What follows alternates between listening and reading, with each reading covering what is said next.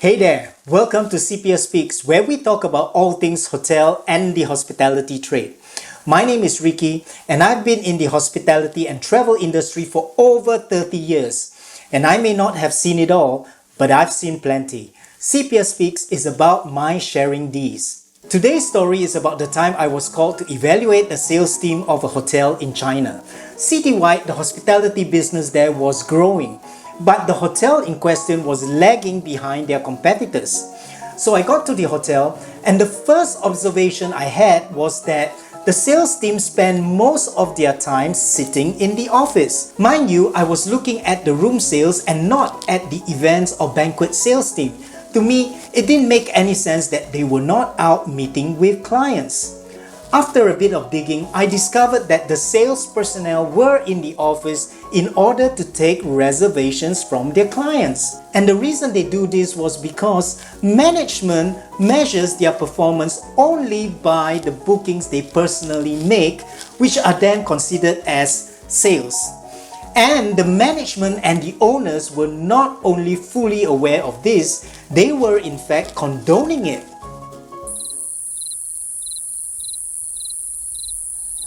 When I pointed out that there is already a reservations team and we don't need sales to be doing this, I was treated to a long explanation on how a sale is not a sale until an actual booking transaction is done, payment collected, yada yada yada, and a partridge in a pear tree.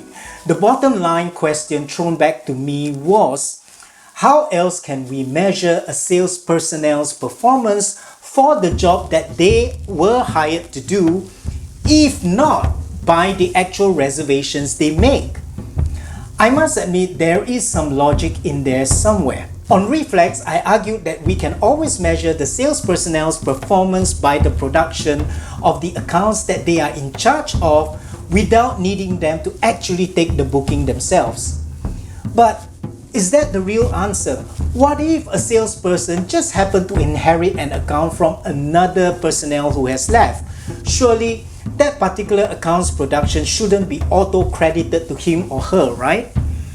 To get the real answer, we need to actually ask what a room sales personnel is really hired to do. Obviously, it can't be to stand in some street corner to try to get customers to buy room stays, nor is it a one-to-one transactional selling like, say, what a car salesman actually does. In fact, it isn't really to do sales now, is it? So what does a hotel room sales personnel actually do? Well, using the corporate segment as an example, the key task is first to visit corporations and speak to the executives there that have the authority to include your hotel as a panel hotel for their business travels. The prime objective here is to build a pipeline that can facilitate future booking from the corporation.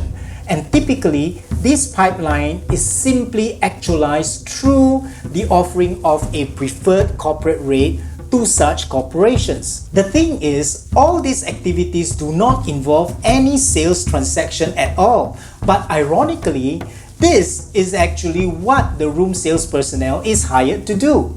Because without that first step in facilitating the pipeline, there can be no production from a company in the first place. And you would surely want your room sales personnel to be spending most of their time doing this. Yes, sure, the rest of the time can be used to try to persuade bookers to shift bookings to your hotel, but realistically speaking, unless it is for a group or special project accommodation requirement, the sales personnel seldom, if ever, get to pitch to the actual guest or decision maker of an individual room booking. And similarly, with the travel trade segments, the first task is to develop business pipelines by ensuring that your hotel gets listed in the travel company's distribution platform. Again, this is very much tangibilized through the offering of contracted rates. Yes, room sales is about developing business and not about doing one-to-one sales transactions. And that was exactly what I told the hotel's general management and the owners.